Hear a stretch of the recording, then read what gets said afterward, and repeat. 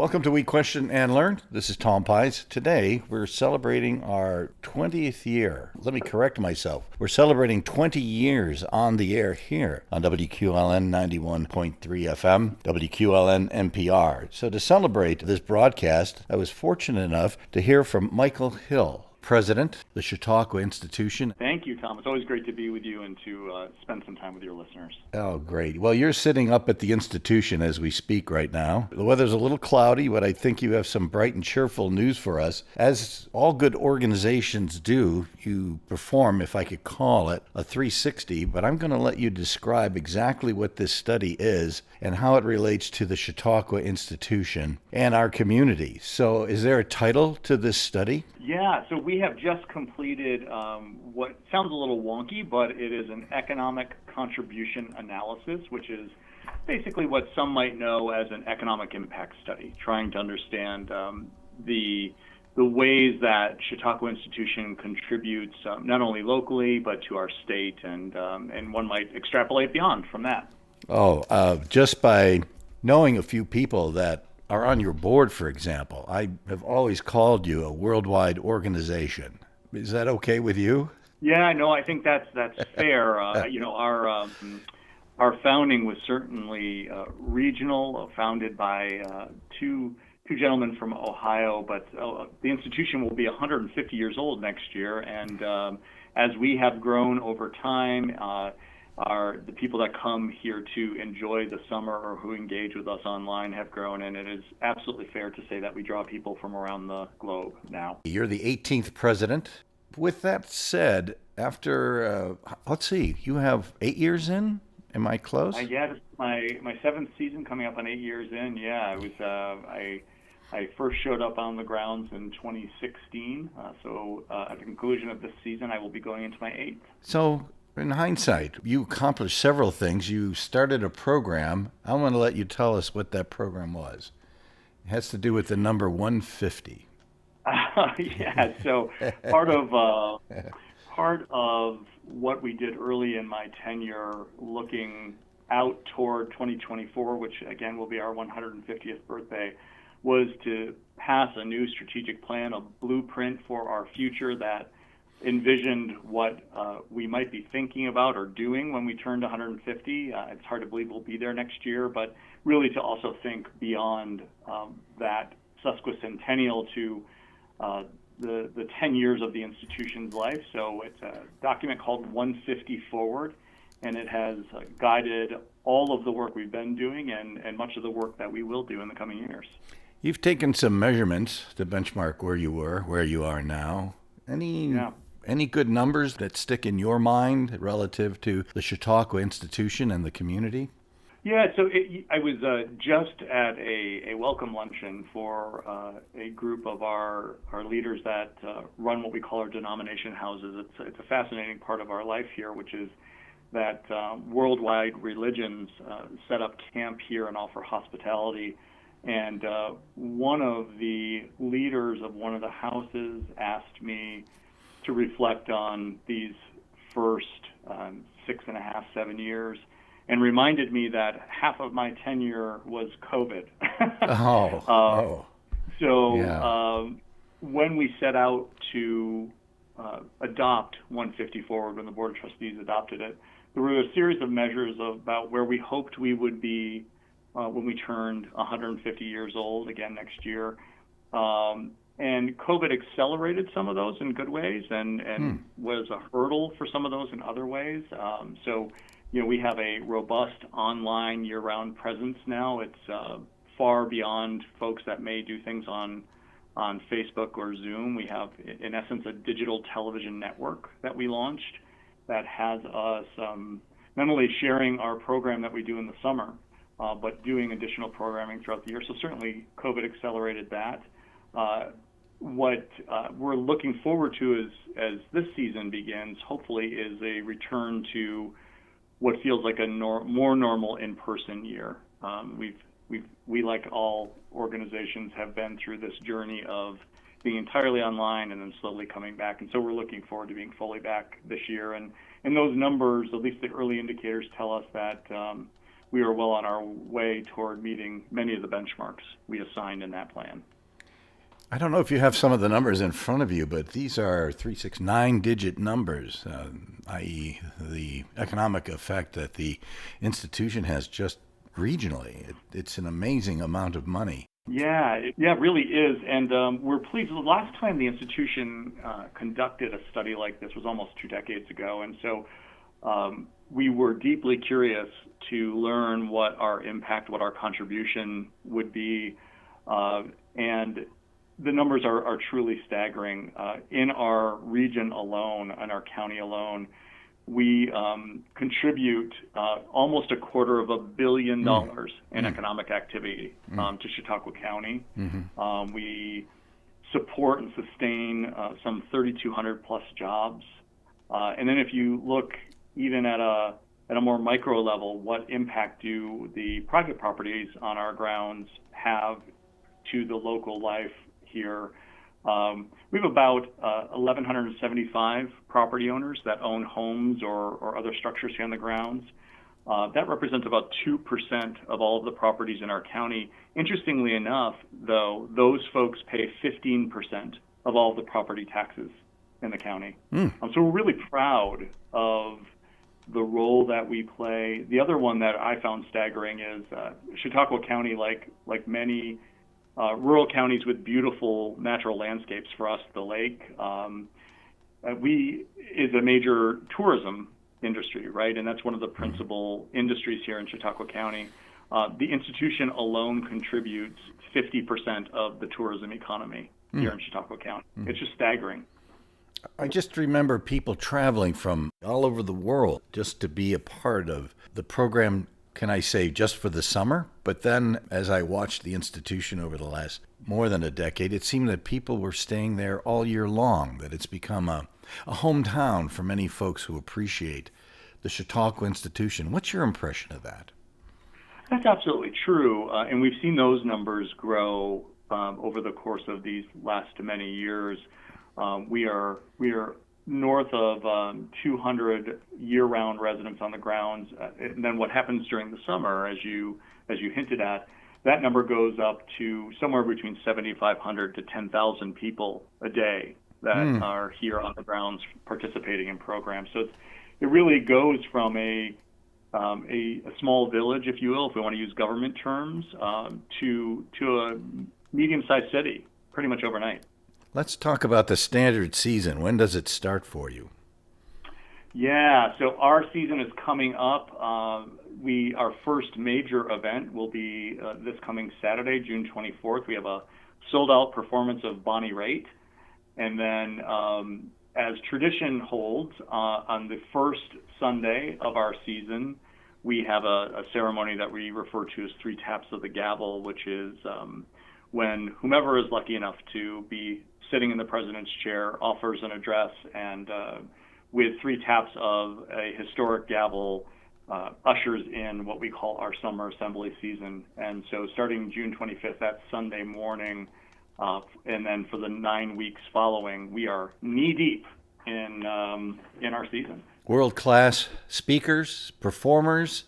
Takes quite a bit of work to get that going. And, of course, these performances and the lectures are critical to the Chautauqua Institution, but I think it causes worldwide attention. I believe that, just based on the speakers I've looked at, say, over the last 30 years, actually. I looked at that list. It's absolutely amazing how the Chautauqua Institution manages this. What part of the institution, then, Michael, do you feel is the biggest draw, that is, gains the most attention and respect from the community?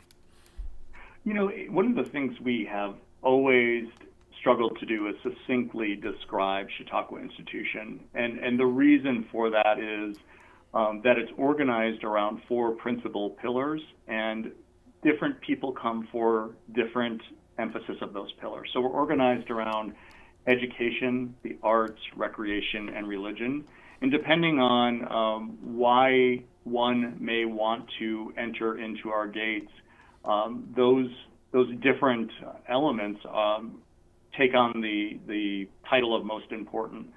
That said, what I think is a trademark in which people organize around is we organize each of our 9 weeks around a theme, and those themes point to pressing conversations that the world is having, and sometimes those pressing conversations are obvious. For example, week 3 we're asking the question of, can the center hold? We talk so much about the right and the left, or the progressive or the conservative, and I think there's a huge question about our political discourse and whether the center, which has always statistically been the majority of the nation, still exists, what's happening there. And so that's a logical Chautauqua type of a theme, as is the look at the global South, or freedom of expression, imagination, and the resilience of democracy. But we open with something that I think is equally important, but, for example, may not be as obvious. So our week 1 this year is an exploration called On Friendship. Mm-hmm. And we're looking at, in a fractured world, in a world in which COVID had pushed us all into our hiding places, in a world in which we're so often online, what role does friendship play in our own lives, and the lives of our nation, and the lives of the world? And there are many other themes in which we're asking questions that are on the minds of people that are curious. And so that becomes a real organizing rallying point, I think, for anyone, regardless of which of those 4 pillars you find most appealing. The speakers series are weekdays at the amphitheater? They are. Mm-hmm. Yeah, Monday through Friday at 10:45 a.m. And gosh, this week alone gives you a sense of the richness of the types of speakers we bring. We open up with Robert George and Cornel West, 2 leading educator scholars. Cornel West, folks may know, just announced his candidacy for the presidency of the United States. And so they'll be talking about, what does it look like to be friends when you are so deeply on the spectrum of left or right? And we go through a series of other speakers and end that Friday with Sean Astin, who folks may know as the actor that played Samwise Gamgee on the Lord of the Rings trilogy. Mm-hmm. And I think those 2 bookends provide a wonderful example of the depth and breadth of the work that we do here. Serious political discourse, serious theoretical exchanges, all the way down to what does cinema and popular culture have to tell us about any particular theme. As I look at the list, and I struggle enough sometimes just gaining, of course we have relevant speakers on this program. Do you have a team? How do you manage this? This is like, boy, I'm imagining a room full of a half dozen people trying to get this to work just for each season as it comes up. What's the model like? Well, I am so lucky and so blessed to so often be the one that gets to talk about this, but the real work happens in 2 groups of people. The institution is blessed to have about 140 full-time employees that not only navigate the grounds, but are thought leaders in their own rights, and our program team and our marketing team, our advancement team, our buildings and grounds team. But then we balloon up each summer for about 4 or 5 months to about 1,500 people that come here to help pull off this experience. So it's a mix. It is a year-long think tank, if you will, looking at not only the topics that we'll address in the summer, now topics that we tackle year-round online, but also those that, in essence, stand up a town. Chautauqua Institution is a 750-acre enterprise, and so everything you would think of that exists in a small town exists here. We have people that take care of streets and gardens and sidewalks and water filtration plants, and we have a security team, and there's a volunteer fire department here. And so all of those multitude of folks really make the conversations like the ones you and I are having possible. And I'm so grateful for the incredible dedication of the team, both year-round and seasonally, that makes this magic possible.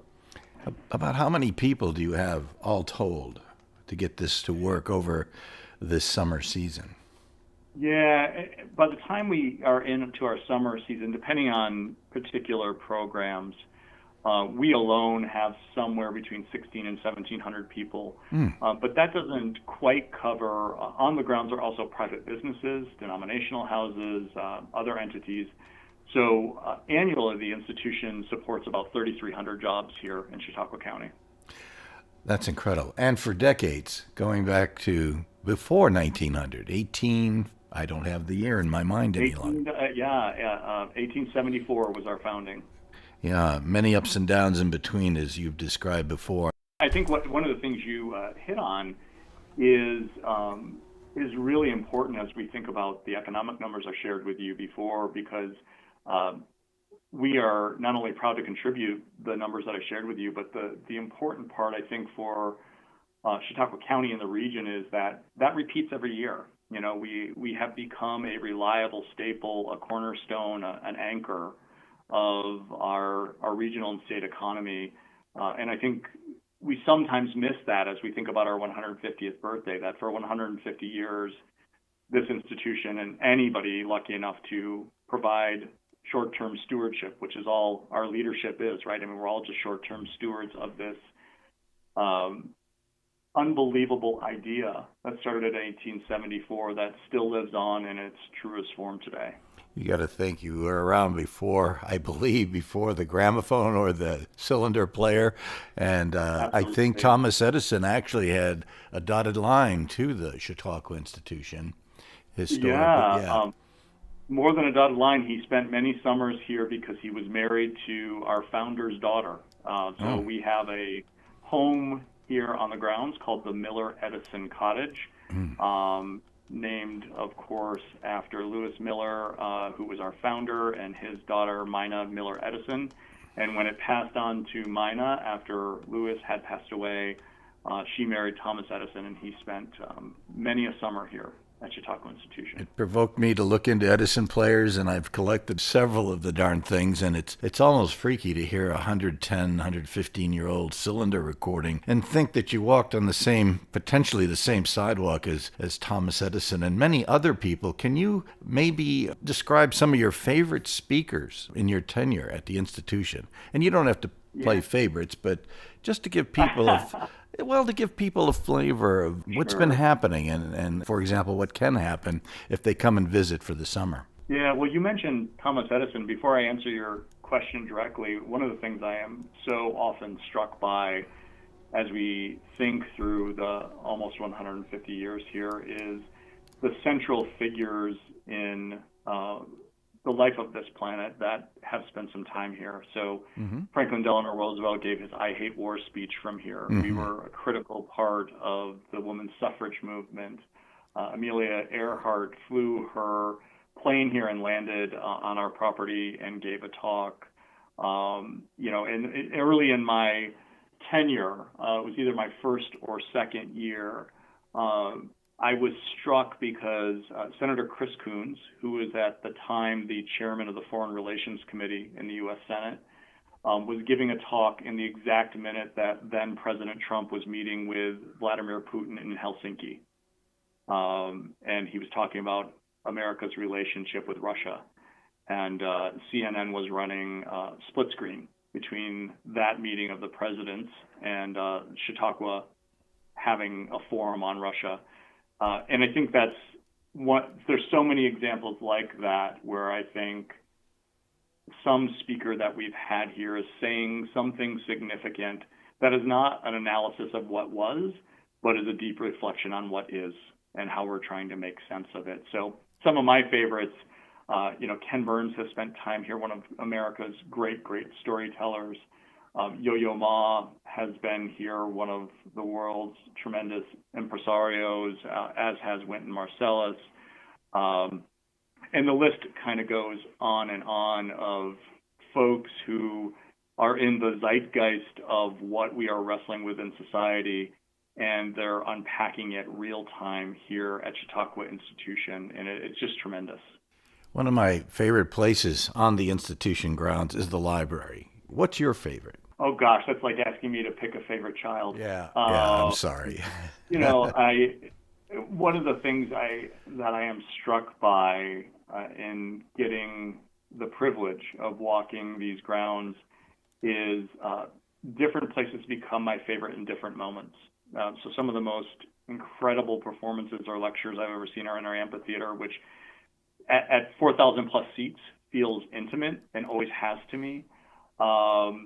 There's great reflections based on faith in our Hall of Philosophy. And yet there's tiny little places that you walk by that aren't a part of our formal program as audiences would experience them, what we call our practice huts. There's, dozens of these small little buildings where students from our schools of fine and performing arts are practicing. And you realize that in one of those practice huts, George Gershwin composed one of his popular works. And I think that's what's so magical about this place is whether it's the public performance venues that we operate that people would know and think of, or this quiet candlelit spot along a brick walkway at night where you hear a lone cellist or hear people having a conversation. There's really no part of the fabric of this place that doesn't exude some sort of magic. I'm scanning the economic contribution analysis. It is extensive. There are many, many numbers here. It would take us hours to go over it, and we don't need to do that. But as you looked at it, what was your first impression, although you've had expressed many good qualities of the institution and how it affected you? As you look at this, what are your thoughts? I think first and foremost, there is a feeling of pride that we contribute where we are based. Not unlike many rural counties in the nation, I think rural areas have unique challenges, and they are often raised up wherever you are, whether that's how to attract more and better employment, how to lean into having enough resources for our local schools to educate our children, quality of life issues around some of the things we were talking about that are part of our season. And underneath the numbers that we shared, which again are in some ways staggering, is a sense of pride that for almost 150 years, this institution has given back. And it's never contemplated moving itself away. I mean, this is our home, and that we contribute as much as we do makes me feel proud, and also makes me want to double down with my colleagues to make sure that we keep growing and keep contributing even greater numbers in service to the place that we call home. And many people agree with you because they have lived there for decades. They have invested in real estate. This is their home. They really believe in it, and it's generational. I know you have folks that may be 4, 5, even more generations on the campus. That's right. Yeah. Yeah, and it's fascinating to watch because there certainly are families and descendants that have been here 7, 8 generations. And what's also gratifying is that there are many new people that come every year, and how quickly they come to love this place and make it their own. And so the generational numbers are fascinating to me because certainly a robust number in the larger numbers of generations, but equally important is the large numbers that count themselves as first-generation Chautauquans. And that tells you that it transcends a sense of history and family norms, that what attracted our earliest families continue to attract families, individuals, you name it, to come here to Chautauqua, New York, and Chautauqua County, to Chautauqua Institution, to discover really what's best about humanity. If someone wanted to, and we want to do this before the program time runs out, if someone wanted to learn as much as they could, not only about the summer, but about the institution, how can they find you on the web? Yeah, so people can visit chq.org, and the website is set up not only for what's happening in the summer, but there's a tab that reminds you that there is a fall and a winter and a spring here, but also along the top of that masthead where we point you to different calendars of things happening here on the grounds. There's a button called CHQ Assembly, and CHQ Assembly is that digital place in which for the last 3 years, we have chronicled every major program here that you can watch again or for the first time. It's a modest subscription cost in which you can not only see everything that has been, but you can participate in programs that happen year-round. And so I certainly hope that folks will do that. And when you think about it, it's not even, by the time you balance it all out, it's the cost of a cup of coffee a month, not even a day. So I hope that people will, if you're not able to get here in person, or even if you are, but you can't see everything, that people will also take advantage of that. I have to congratulate you because you brought the Chautauqua Institution into the 21st century. There's a lot of things, and I'm going to go back to when WQLN was a partner and someone could buy a cassette as they exited the amphitheater, a cassette, and you have to think about that. And today it's almost ubiquitous. You have spread the value and the education and the ambiance of the institution across a lot of technical internet / other types of platforms. So that's quite an accomplishment because you would think that you'd want people to come. But I think in them sampling it, more people come. Am I close? No, that's absolutely right. And I think it is, for anyone that's been on the fence and, maybe they think that it is, it's too formed intellectually, or they wouldn't have a good time, or whatever the reason, or gosh, it's far away, or it just costs a little bit more than I want to risk or experiment. CHQ Assembly is a great way to just really get an up-close window into what happens here, and so I hope people will take that opportunity. One last question. This may be the toughest one of all. I'm sure you sit with your board, the folks that live there, your constituents, your donors, and folks from all around the world that are on your board. As you look into the future, what are your thoughts as to what the Chautauqua Institution is going to be like another 5 or 10 years? I do think about that a lot, and certainly our Board of Trustees and anyone that loves this place does.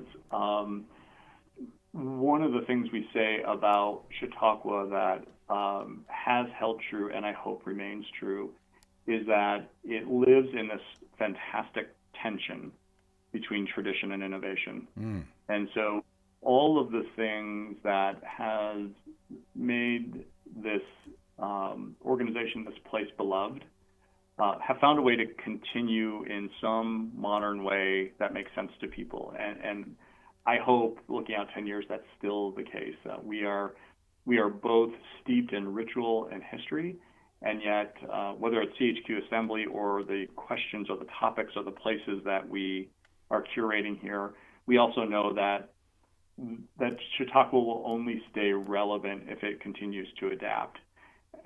So I don't presume to know what that will exactly look like in 10 years, but I do know that there will always be a group of people here asking that question in service to humanity's best angels, and that I find thrilling. I want to thank you personally for taking this half hour of your busy season right now to speak with WQLN. Thank you very much. It's a real joy, and I so enjoy our talks, and I so appreciate your listeners. Welcome to We Question and Learn. This is Tom Pies. We're celebrating our 20th year here on the air at WQLN NPR. Very special guest today. And as a preamble to our guest, I want to thank Debbie Thompson of Strategy Solutions for helping to make this interview possible. I'm talking with Nikki Carey, Senior Development Manager for the American Cancer Society. Nikki, where is your office, if we could ask? Well, we actually don't have an office location because we are out in the communities. So we have different staff that cover all over Pennsylvania. That's great. Now, you have a specific area that you support. That is, you help folks in the community to understand what the American Cancer Society does. How far afield does your area go? So I personally cover everywhere from Clarion County, Venango County, and all of Northwest Pennsylvania. So it's quite a big geography, but it is so important to get this information out there. And it's a true blessing that I have so many people I can talk to. Now, there was an office in Erie. Is there still an office in Erie, Pennsylvania? There's not an office. Okay. And the reason for that, and I can say, is that in the day that we live in now of technology, people were not coming into an office location to get cancer information like they did 20, 30 years ago. Mm-hmm. Everyone's going for information online or calling about information. So instead of using money that donors have donated to us to pay for an office location, we've reinvested that into programs and services and allow our staff to be able to go out in the community where we're needed, as opposed to making people come to us. That's great. Actually, it's the way to work diligently, effectively, rather. Yeah. Well, diligently and effectively in the 21st century. Let's talk about the American Cancer Society. Give us an overview. How has it changed? What is it like today? What's the mission and vision like? Well, I can honestly say that the American Cancer Society has helped make possible almost every major cancer breakthrough since 1946. Wow. And since that time, we have invested over $5 billion into cancer research, and that makes us the largest nonprofit funder of cancer research in the United States, only second to the federal government. So we've had a huge impact because of amazing volunteers and donors who understand our mission and have been affected by cancer at some point in their lives. And in the last year, ACS has touched over 55 million people. We've provided over 1 million cancer screenings to the underserved population communities. We've provided over 490 free rides to cancer patients who need rides to treatment who have no other way of getting there. And also over 500,000 nights of free lodging to patients who have to travel far from home to receive their specialized treatments. And it's been just an amazing opportunity to have such an impact in the cancer world. And I am so blessed to work for this organization. That's an excellent statement to make for a lot of reasons. Now, to help people out, the forms of cancer are, I don't think you can count them now. And some of the technology is more laser, so to speak, oriented to specific cures for specific kinds of cancer. But your mission is to make sure these medical entities, these folks who may have great need because they have cancer, are supported. Is that basically how it works? Yes, because we want to take care of the cancer patient as a whole. We want to prevent people from getting cancer, to get people screened to detect cancers early, to be able to treat their cancers with less invasive treatments that are available now that weren't available 50 years ago. We want to take care of them during their journey, help their caregivers with giving them different information and options that they have at their fingertips to help their loved one. And we want to also help them continue their journey after that diagnosis has been cured. And we want to take care of the whole person, and it's, every cancer, every life. And that is really important to the American Cancer Society, that people understand that cancer does not discriminate against anyone. It does not matter who you are, and ACS does not care who you are. We are here to take care of you as a whole. As a nonprofit, how is your organization structured? Do you have a corporate center or a headquarters, so to speak? No, not offices, really. I think that's what you mentioned. How's it structured right now? So we have a basic corporate structure where we have our leadership. And we actually just got a new CEO about a year and a half ago, Dr. Canc, who's actually a doctor who led cancer clinics in Philadelphia. And it has been amazing because she has now seen not only the impact ACS has had before coming to work for ACS in the cancer world, but being able to see it from the inside. And so we have amazing leadership that are primarily based out of Atlanta, but our CEO sits in Philadelphia, and we have other people all over the country, and that really works to our advantage because we're able to see cancer in so many different communities to make so many different decisions that we do on a business form. I think so much more broadly and yet so much more pinpoint as well, because they're not just in one little office somewhere. Right. I think people would be interested to know how you interface with the hospitals. Is there I want to say procedure, I don't want to be too clinical about this, but how do you relate to the hospitals, or how do they perceive the American Cancer Society? So we have what we call pillars at the American Cancer Society. And so we have our cancer control folks who work directly with hospital systems to make sure that they are aware of not only the programs and services that are available, but a lot of the hospital systems have researchers, and making it aware to them the types of grants and research grants that are available for them to submit for, and to help to promote those within the hospital systems, to work on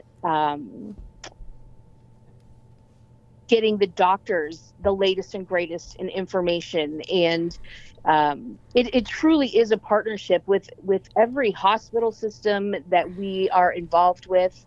And, here locally in Northwest PA, we are very involved with AHN and UPMC, and they are such huge supporters of ACS and us of them. And we just are so blessed to have those partnerships. Do you help with a cancer patient's finances in any way? Not directly. And the reason for that is, if we were to take the money we would be able to give out to each cancer patient, which is about 6 million people a year, wow, we would not have the money to invest in the research and the programs that are benefiting people all over the country and really the world. But we do help to give people information when they call our 800 number for local resources that they can reach out to, that can help with specific financial needs that they might be facing, whether that is help with paying their mortgage or getting groceries or gas.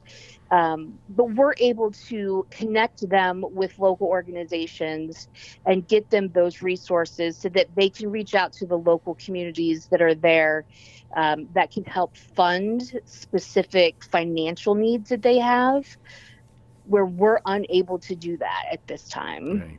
So Northwest Pennsylvania, what's your effect on this area? So in this area, in let's say 2022, there were over 3,735 new cases of cancer. And unfortunately, of those, there were almost 1,400 cancer deaths. And that was just in 2022. But what we were able to do is, in just the last quarter, COVID had such an impact in not only the money that we raised, but what we were able to do with our programs and services. So in the last quarter of 2022, we were able to reopen 2 major programs that had been down since COVID. One of which was our Hope Lodges, which we have over 36 of them all across the United States. And that is a free lodging center that cancer patients and their caregiver can stay at if they have to travel to someplace like New York or Cleveland. And they can stay at those facilities, which are really just a really nice hotel, but made to feel like home. Right. that these people can stay at completely free. They are not paying a dime to stay at these places. And that can have a significant impact on somebody not worrying about having to pay for a hotel and having to stay for a month-long treatment 1,000 miles away. And we were also able to reopen our Road to Recovery program, which is our program that partners volunteers in the local area with local cancer patients who might not have access to transportation or have caregivers or family that can take them to and from their cancer treatments. And when you can't get to your cancer treatments, your care is greatly hindered, and your interrupted of your treatments can have an impact on the outcome.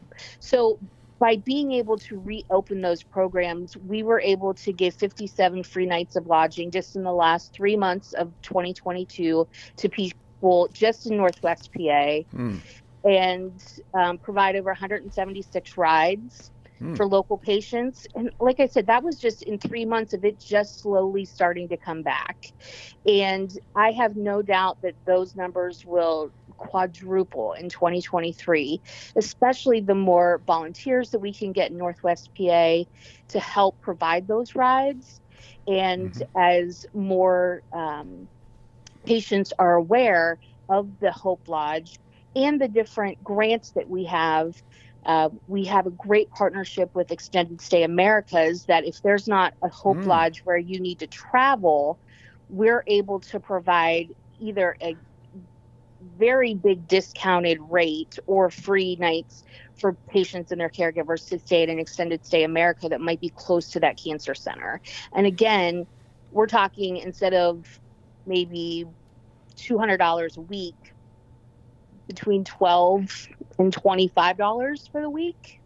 So it's a big, significant relief on patients who are already being taxed with so many different medical bills and whatnot, that they're not having to worry about that piece of it. So we're super proud of those programs. We were able to have over 65 Zoom calls with local patients who wanted to speak to somebody from our National Cancer Information Center, which is available 24 hours a day, 365 days a year. And what's interesting to me is our busiest times for our call centers are around 2 to 3 a.m. Because what we found is people have spent the day after hearing their diagnosis or finding out a loved one's diagnosis on the internet scaring themselves or not knowing what information to believe. So they come across cancer.org and they'll call or they'll do a chat and they will speak to an actual person who is trained in all things having to do with cancer, and will get information about the specific type of cancer that they might have just been diagnosed with, or what treatment options are out there. What can they look forward to? What side effects might come with maybe a new drug that their oncologist is telling them. They can also speak to oncology nurses. They can help people who have questions about if they're uninsured, how they can possibly get insured. There's so much amazing information, and it's all free. And that's what's so amazing. Now, your governance, you have obviously a national board. Do you have regional boards, or do you have just board members all over the country? How is your structure set up? So all of our boards are complete volunteers. We do have a national board, and they help to plan out, the business side of things. But on the local part of it, we have different regions within the state, in every state, that have board of advisors. And so Northwest PA, a year and a half ago, created a new board of advisors in Northwest PA. And we have been so lucky to have some just amazing board members. And I would say the majority of them sit in the Erie community. But we do have a couple from outside of there, one in Warren County and one in out of Meadville. But we're always looking for people who are passionate about cancer, who have significant ties to the community, who want to do amazing things for the Northwest PA community to join our board. It's not a huge commitment, but it has a huge impact. Mm-hmm. And I would invite anybody who might be interested in joining that board to reach out, because we are all the time recruiting. It is a 2-year commitment, mm-hmm. but we only meet every other month. Mm-hmm. And we're really making priorities like our Road to Recovery program and getting volunteers throughout Northwest PA to get signed up, and really trying our best to do our best in Northwest PA. And we can't do that without amazing people to serve on those boards. So I would definitely encourage anyone who's looking to get interested to reach out. Do you have boards, or let's go one step farther, foundations that help support the American Cancer Society? I know you have individuals here that do that. We have individuals, and we are blessed that when we have the opportunity to submit for grants, mm-hmm. Through different partnerships, that we have absolutely been blessed in the Northwest PA region with receiving some of those grants. The nonprofit partnership is a great opportunity for us to connect with other nonprofits in the area, and that information that they're able to provide has been invaluable.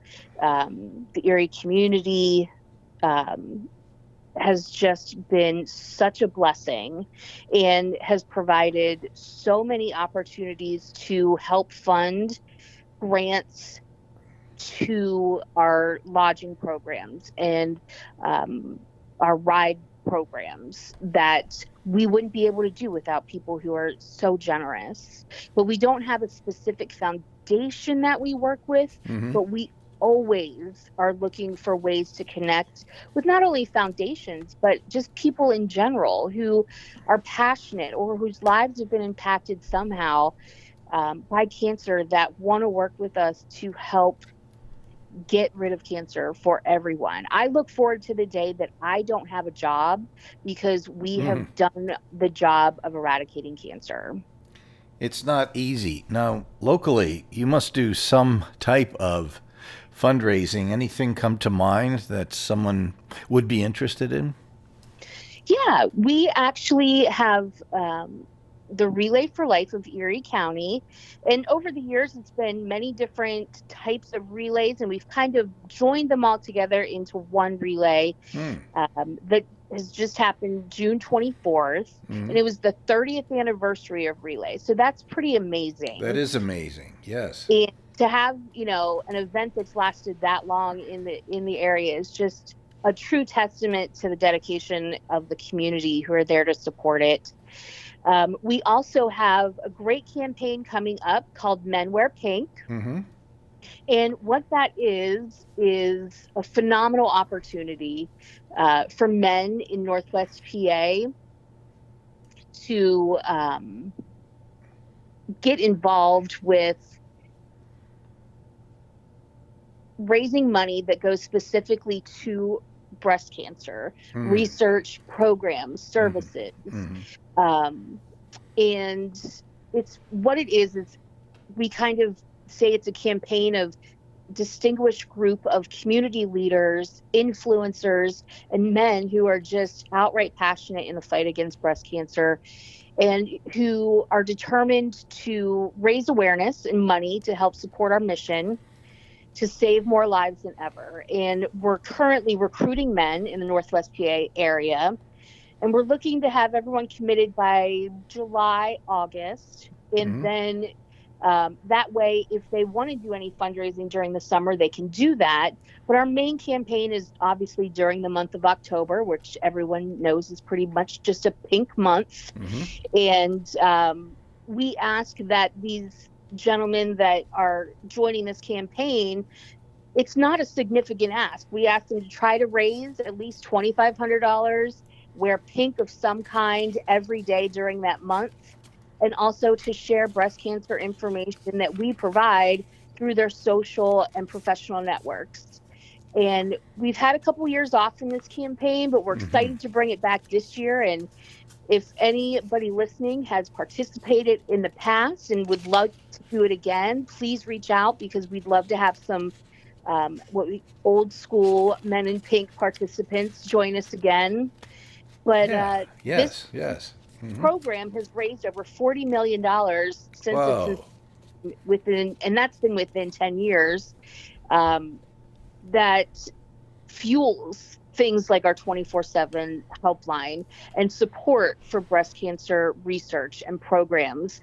So I would encourage, if there's real estate agents, radio hosts, financial planners, police chiefs, fire chiefs, business owners, anyone out there in all of Northwest PA who want to have a significant impact and feel like they didn't know what they could do for somebody in their life who had breast cancer, this is a great way to do that. So I would encourage you to reach out to me and we can have a better discussion about it. But it's such a great way to get involved. And then there could be people also that, aren't affected necessarily by breast cancer, but they still want to be active and have an impact. And I would say a great way to do that is to be an American Cancer Society Cancer Action Network volunteer. And that's the nation's leading cancer advocacy organization, working to make sure cancer is a national priority. And we work on a local, state, and federal level to really help make sure that cancer funding and different laws that are passed that are impacting everybody have the volunteers giving the voices to the people who make those decisions. And it's a great way that somebody who's interested in, I don't want to say an activist, but being an activist and being a true supporter of making sure that the government is helping to fund research through NIH and different organizations on a federal level, but that also have an impact locally. The advocacy that ACSCAN did helped to get the Clean Air Bill passed. So you no longer have to make that distinction walking into a restaurant, smoking or non-smoking. Right. We're all guaranteed clean air, or walking outside of the office not in a plume of smoke. That those type of laws get passed so that we can all breathe easier, if you will. And it's not just legislating anti-cancer activities. It's Right. education. I think if people really understand how this works, sometimes I wonder if people really, really, really understand what happens. Well, it's if having your home tested for, the gas that folks are afraid of in older buildings, or just, let's go one step farther, having yourself screened. Yes. Have a good relationship with your doctor. And if that's difficult, you folks can help in that area, I believe. Absolutely. Absolutely. You can do the biggest gift for yourself by making sure that you are getting your yearly screenings. And if that's the only time you're seeing your doctor through the year, so be it. But I encourage anybody who falls within those screening parameters, for whether it's prostate screening, whether it's colonoscopies, whether it is mammograms, skin, going to your dermatologist, all of those types of screenings that are out there, to go get them done. Because the sooner you can diagnose a cancer in an early stage, your outlook of surviving that cancer is so much greater than if you wait until you feel that there's a problem going on and then go get it checked. And you could have a more progressed stage of cancer that is going to be harder to cure and to survive, even though we do have a decrease of cancer deaths since 1991. But since that time, we've also seen information through research that we've done that there's populations in every community, including Northwest PA, of population of individual folks and demographics of folks that have a worse outlook or a worse outcome.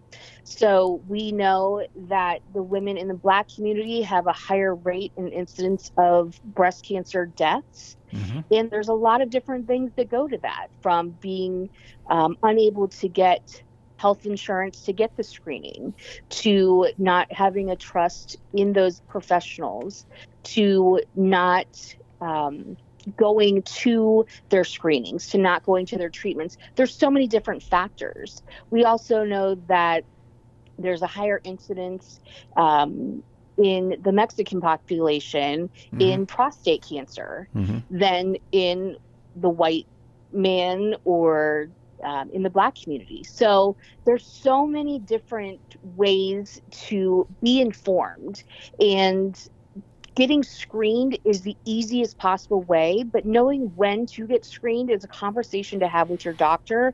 You can go to cancer.org. You can see, what those ages are and when you should start getting screened based off of family history or lifestyle.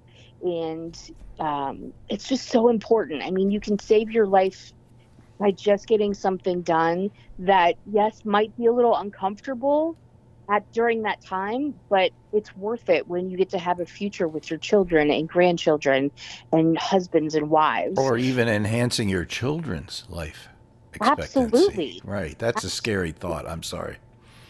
Well, and we have tools now that we're able to do that with the HPV vaccine that mm-hmm. is able to help prevent up to 6 types of cancer. We've never had that in the history of medicine before. And the fact that parents have the opportunity to speak with their children's pediatricians and start getting those vaccines for HPV-related cancers to prevent their children from suffering as they grow into teenagers and adults is huge. And it blows my mind that technology has gotten us to a point where we're now starting to see vaccines being able to actually prevent cancer. Yes, yes. Well, when you think about it, during probably the worst era of COVID, I'm going to guess 2021, you're right around in there, you still managed to touch 55 million people. That's an amazing number in a very difficult time. So imagine what you're going to be able to do for the next few years. I want to thank you so much for visiting with me today. This is a fantastic program. It's a critical program.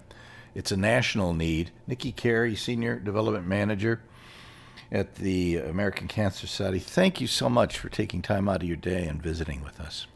Thank you so much. I really appreciate having programs like this that are able to get this information out into the public so that people can really think about their health, but also see the impact that, their office candy bar fundraiser is having in the local community, from everybody sitting getting cancer treatment in Northwest PA to the actual treatment they're receiving, to the testing that they're getting, to the aftercare that they're getting, to the questions that are getting answered, is because programs like this exist that help to amplify our voice so that we can get this information and educate the communities that we serve. Thank you very much.